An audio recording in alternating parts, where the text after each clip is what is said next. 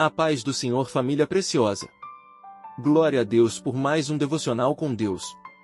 Hoje seguimos nossa jornada pelo livro de Jeremias. E agora chegamos ao capítulo 51. Estamos diante de um dos capítulos mais fortes de Jeremias. Depois de anunciar a queda da Babilônia no capítulo anterior, agora Deus amplia essa mensagem. A Babilônia, que parecia invencível, seria completamente derrubada. E existe uma lição espiritual poderosa aqui. Nenhum sistema humano, nenhum império, nenhuma força política, nenhuma riqueza pode ocupar para sempre o lugar que pertence somente a Deus. Jeremias capítulo 51, versículo 15. Vamos ler o que diz a palavra na versão NVI. Ele fez a terra com o seu poder, firmou o mundo com a sua sabedoria e estendeu os céus com o seu entendimento. Vamos entender um pouco o texto. Jeremias começa mostrando quem realmente possui o poder. Não é a Babilônia. Não é Nabucodonosor. Não são os exércitos. É o Senhor. O Deus que criou os céus e a terra. O mesmo Deus que derruba impérios. Também é o Deus que sustenta a criação. Vejamos algo profundo. Quando olhamos para o tamanho dos problemas, podemos esquecer o tamanho do nosso Deus. A Babilônia parecia enorme, mas diante do Criador, era apenas mais uma nação sob sua autoridade. E isso também vale para a nossa vida. O problema pode ser grande, mas Deus continua sendo maior. Agora observe uma comparação muito forte. Jeremias capítulo 51, versículo 17 ao 18. Vamos entender o que Deus está dizendo. Os ídolos das nações eram obras feitas pelas mãos dos homens. Tinham aparência. Tinham valor material. Mas não possuíam vida. Eram incapazes de salvar. Vejamos algo profundo.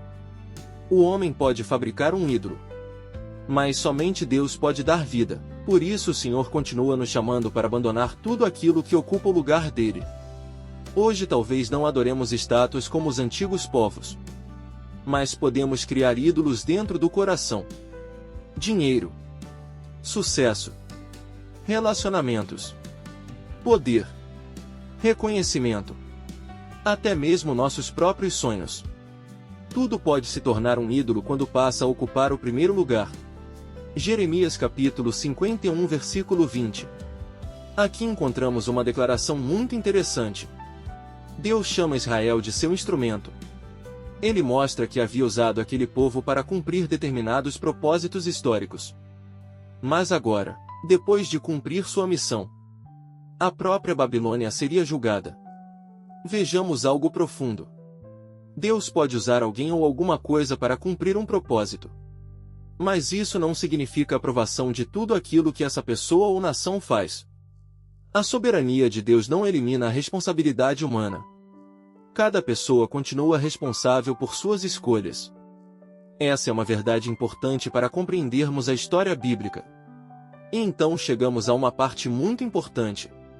Jeremias capítulo 51 também nos faz lembrar do livro de Apocalipse, porque a linguagem utilizada para falar da queda da Babilônia possui fortes paralelos com a visão do apóstolo João. Em Apocalipse, encontramos novamente a declaração de que caiu a grande Babilônia. A Babilônia histórica caiu. Mas a Bíblia usa a Babilônia também como símbolo de um sistema mundial de rebelião contra Deus. Um sistema marcado pela idolatria, pelo orgulho, pela corrupção, pela riqueza usada de maneira perversa e pela oposição ao Senhor. E aqui precisamos olhar para a escatologia com equilíbrio. Não devemos transformar cada acontecimento atual em uma previsão específica. A Bíblia não nos autoriza a marcar datas, nem identificar apressadamente cada governo ou acontecimento como sendo o cumprimento final da profecia. Mas ela deixa algo absolutamente claro. Cristo voltará. Haverá juízo. O sistema deste mundo não permanecerá para sempre. E o reino de Cristo triunfará definitivamente.